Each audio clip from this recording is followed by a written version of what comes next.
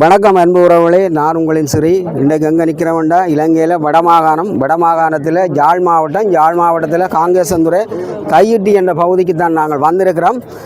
எங்களுடைய தமிழ் மக்கள் பாரம்பரியமாக பூர்வீகமாக வாழ்ந்து வந்த இந்த தையிட்டி மண்ணிலே ஒரு புத்த விகாரை ஒன்று நிறுவப்பட்டு அந்த புத்த விகாரை சட்டவிரோதமாக அமைக்கப்பட்டது என்று சொல்லி தொடர்ச்சியாக அதற்கான நீதிமன்ற வழக்குகள் போய்கொண்டிருக்கு.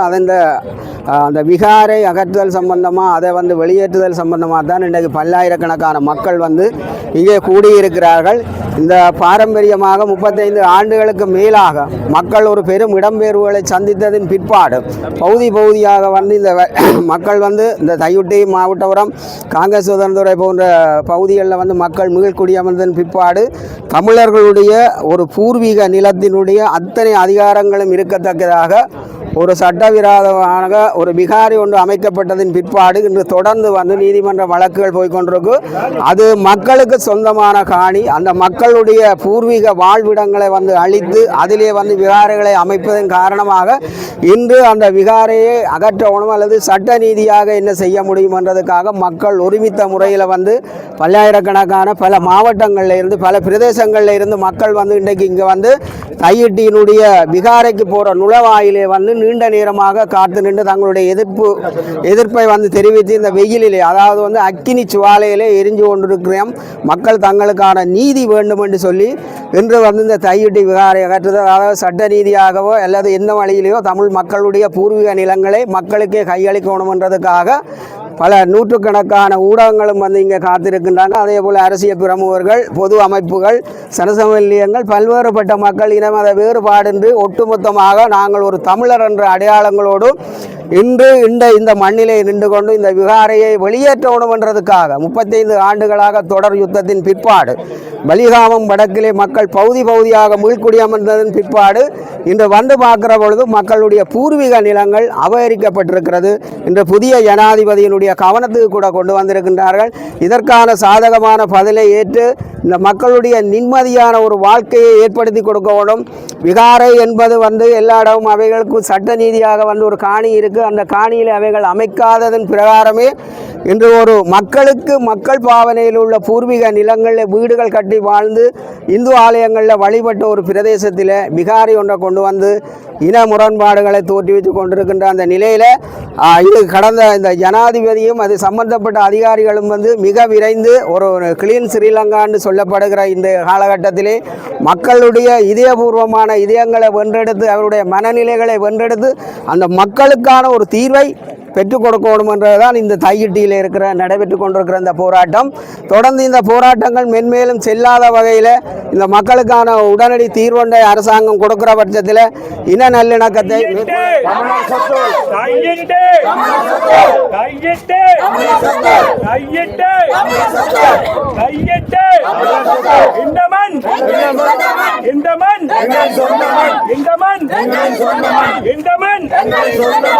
வேண்டாம் வேண்டாம் வேண்டாம் வேண்டாம் வேண்டாம் வேண்டாம் வேண்டாம் வேண்டாம் வேண்டாம் வேண்டாம் வேண்டும் வேண்டும் வேண்டும் வேண்டும் வேண்டும் வேண்டும்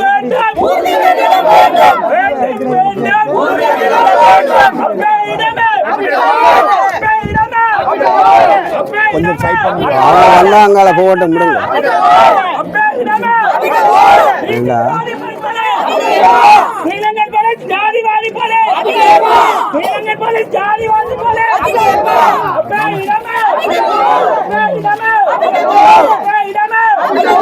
நீதி விரோதி பந்தலைய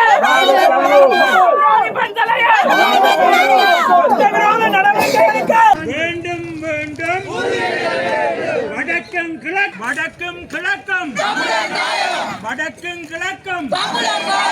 வடக்கும் கிழக்கும் குருந்தூர் மலை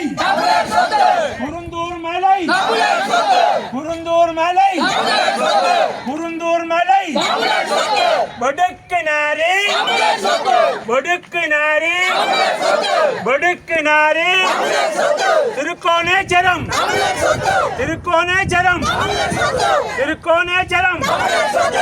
கன்னியா வெண்ணூரு வெந்நீரிச்சு மயிலத்த மாடு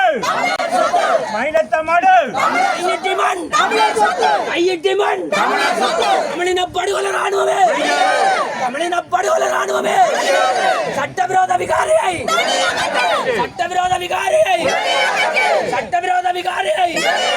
நடவடிக்கைகளுக்கு சட்டவிரோத நடவடிக்கைகளுக்கு பட்சபாதி போலீஸ்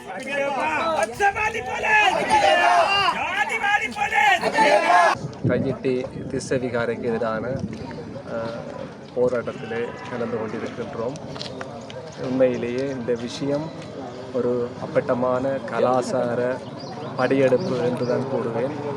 உத்தரவை வைத்து இவர்கள் நிலங்களை ஆக்கிரமித்து அந்த சிங்கள ஆதிக்க மன உணர்வை இவர்கள் விதைக்கிறார்கள். இதை வன்மையாக கண்டிக்கிறோம். இந்த உயர் பாதுகாப்பு வலயத்திலே விடுவிக்கப்படாமல் இன்னும் 22 பெரிய ஆலயங்களும் கிட்டத்தட்ட 100க்கும் மேற்பட்ட சிறிய ஆலயங்களும் உள்ளன. மக்கள் தங்கள் குலதெய்வங்களை வழிபட விடாமல் அவர்களை தடுத்து அவர்களை இன்னும் அகதிகளாக ஏதிலிகளாக இருக்கச் செய்து அதே நேரத்தில் தங்கள் சமய புத்தரை நிறுவி இராணுவ பாதுகாப்புடன் அவர்கள் முன்னெடுத்து வருகிற இந்த ஆக்கிரமிப்பை நாங்கள் வன்மையாக கண்டிக்கிறோம். இந்த அனுர அரசின் ஆட்சியிலே மக்களுக்கு தீர்வு கிடைக்கும், விடிவு கிடைக்கும். இந்த சட்டவிரோத விகாரியை கட்டியதன் மூலம் காணி உரிமையாளர் பாதிக்கப்படுகிறார். இந்த விடயங்களுக்கெல்லாம் தீர்வு கிடைக்கும் என்று நம்பினோம். ஆனால் இந்த அனுர அரசும் அதே பழைய முந்தையில் புதிய கல் என்ற மாதிரி இந்த விகாரையை அவர்கள் பேணி வருகிறார்கள். அதை அவர்கள் அரச பிரகடனம் செய்து உறுதிப்படுத்த இருக்கிறார்கள் என்ற செய்தி நமக்கு கவலை தருகிறது. இதை இந்து சமயத்தவர்களாகிய நாங்கள் கண்டிக்கிறோம். இந்த பகுதி பூர்வீகமான ஆலயங்களை கொண்ட பகுதி. என்னுடைய தந்தையாரும் சிறிய தந்தையாரும் இந்த பிரதேசங்களில் குருவானவர்களாக பணியாற்றி இருக்கிறார்கள். அவர்கள் இந்த ஆலயங்களை சிறப்பாக வழிநடத்தி இருந்தார்கள். இன்றைக்கு அந்த ஆலயங்களுக்கு செல்ல முடியாது. மக்களும் தெருவில் நிற்கிறோம். இதை இந்த அரசு கவனத்தில் எடுத்து இந்த மக்களின் வழிபாட்டு உரிமையை உடனடியாக நிறைவேற்ற வேண்டும் என இத்தருணத்தில்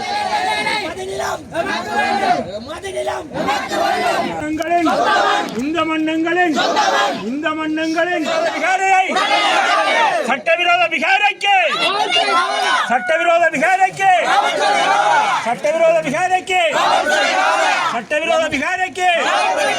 தமிழர் தாயக பிரதேசத்தில் தொடர்ச்சியாக ஆக்கிரமிப்புகளும் அடக்குமுறைகளும் தமிழர்களை ஒடுக்குற அந்த செயற்பாடு இந்த அரசும் அதுக்கு விதிவிலக்கில்லை என்பதற்கு இந்த கையிட்டி விகாரை ஒரு சான்றாக இருக்கின்றது.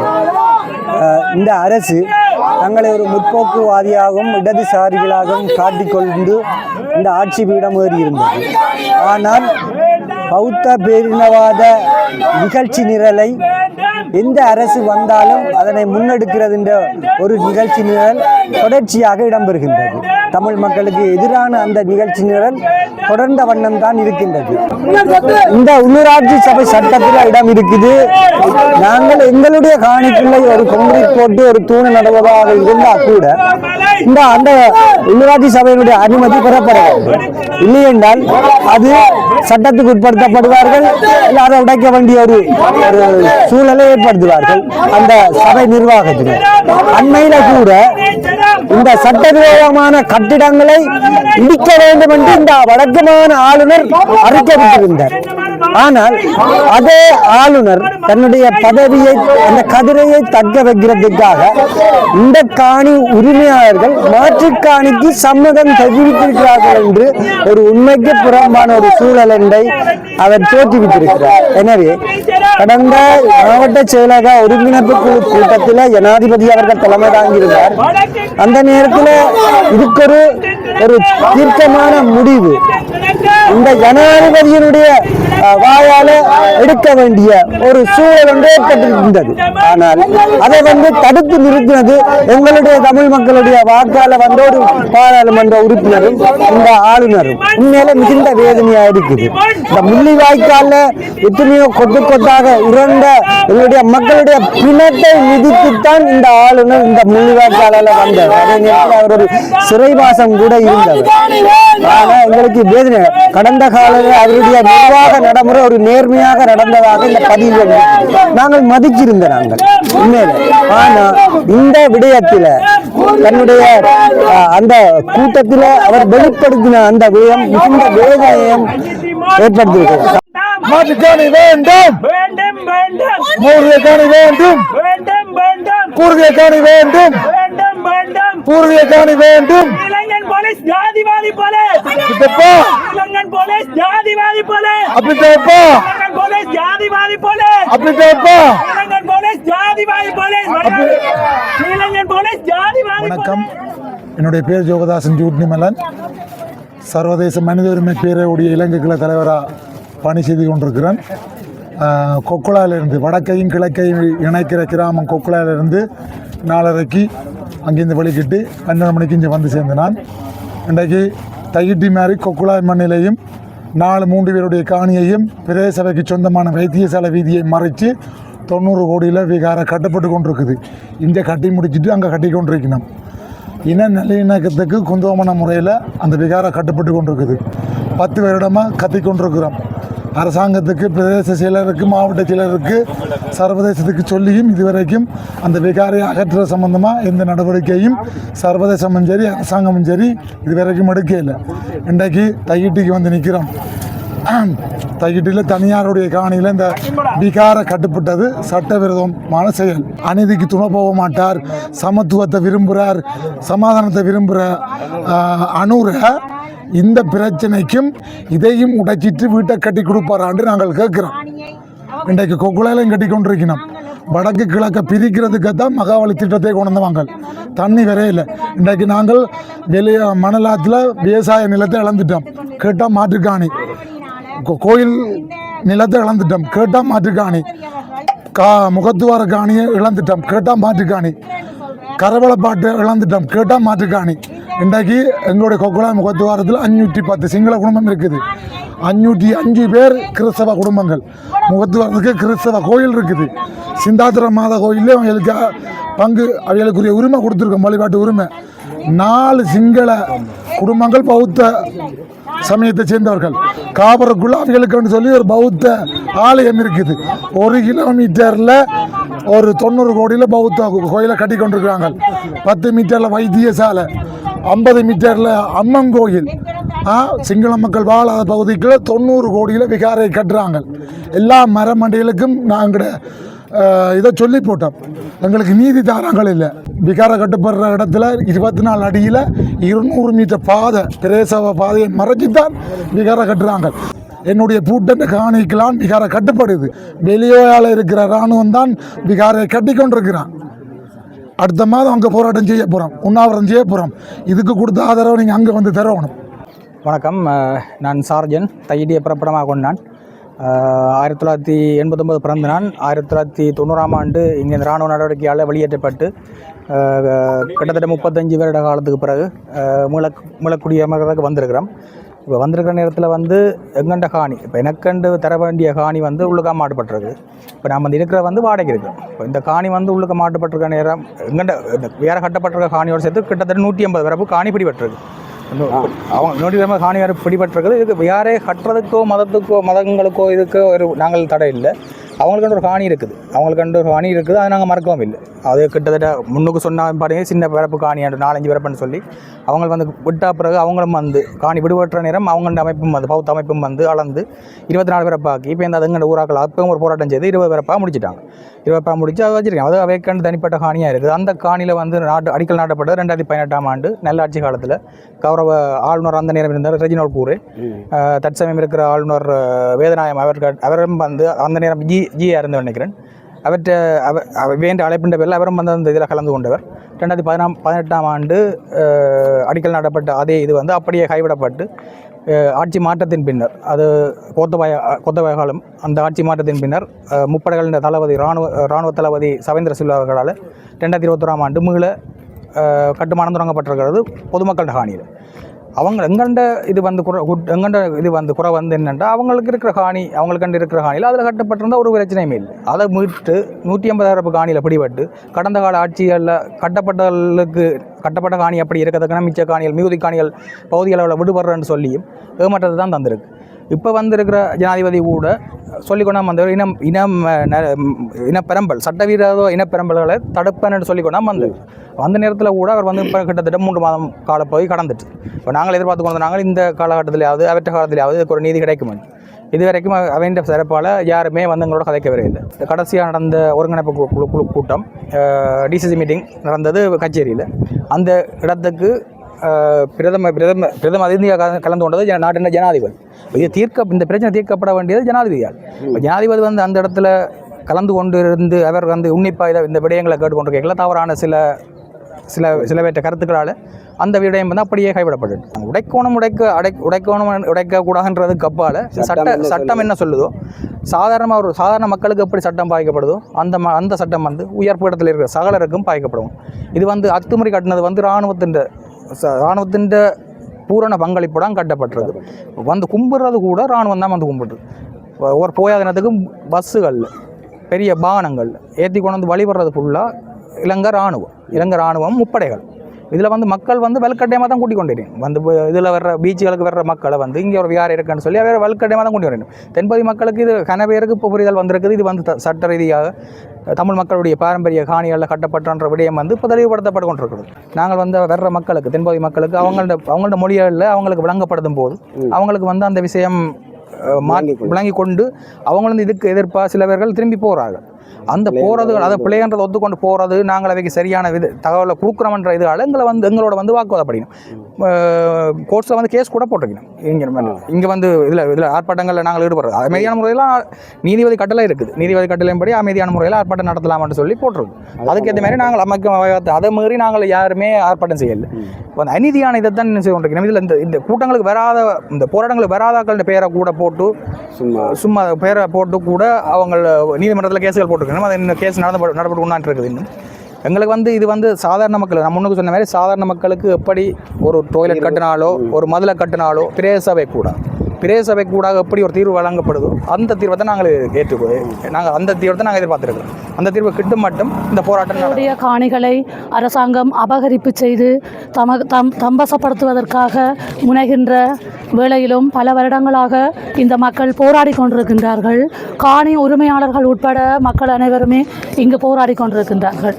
காலங்காலமாக தமிழர்களுடைய வாழ்நிலங்களையும் வளங்களையும் அபகரித்து கொண்டு இந்த சிங்கள படைகள் இந்த மண்ணிலே பல்லாண்டு காலமாக எங்களுடைய வளங்களையும் வாழ்விடங்களையும் அபகரித்து கொண்டே இருக்கின்றார்கள்.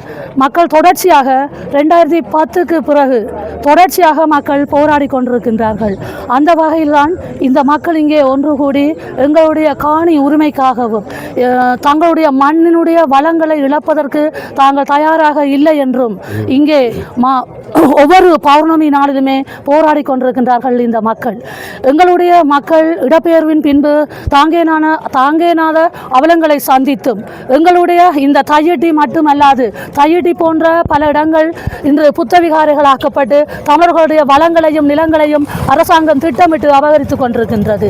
எங்களுடைய இடங்களை அபகரித்து சிங்கள புத்தவிகாரைகளையும் சிங்கள குடியேற்றங்களையும் இங்கே திட்டமிட்டு திணித்துக் கொண்டிருக்கின்றார்கள். அதற்கு தமிழ் மக்கள் ஆகிய நாங்கள் ஒருபோதும் இடமளிக்க மாட்டோம். இந்த மண் எங்களின் சொந்த மண். இந்த மண் எங்களின் சொந்த மண். தையிட்டி தமிழர் சொத்து. தையிட்டி தமிழர் சொத்து. தையிட்டி தமிழர் சொத்து. இந்த மண் எங்களின் சொந்த மண். இந்த மண் எங்களின் சொந்த மண். எமது நிலம் எமக்கு வேண்டும். எமது நிலம் எமக்கு வேண்டும். அகற்றி அத்துமீறி அமைக்கப்பட்ட புத்த விகாரியை அத்துமீறி அமைக்கப்பட்ட புத்த விகாரியை வேண்டாம் வேண்டாம் வேண்டாம் வேண்டாம் வேண்டாம் வேண்டாம் வேண்டாம் சட்டவிரோத விகாரியை சட்டவிரோத விகாரியை ஆக்கிரமிப்பு சின்ன வாக்காளே ஆக்கிரமிப்பு சின்ன வாக்காளே ஆக்கிரமிப்பு சின்ன வாக்காளே ஆக்கிரமிப்பு சின்ன வாக்காளே ஆக்கிரமிப்பு சின்ன வாக்காளே மண் துறந்த புத்தனுக்கு மண் துறந்த புத்தனுக்கு மண் துறந்த புத்தனுக்கு ஐயட்டி மண்ணு ஐயட்டி மண்ணு வெளியேறு வெளியேறு ராணுவமே வெளியேறு வெளியேறு வெளியேறு வெளியேறு வெளியேறு ஜாதிவாதி போல அப்பே இடமே அப்பே இடமே அப்பே இடமே நீதி விரோதி பந்தலே விரோதி பந்தலையே நீதி விரோதி பந்தலையே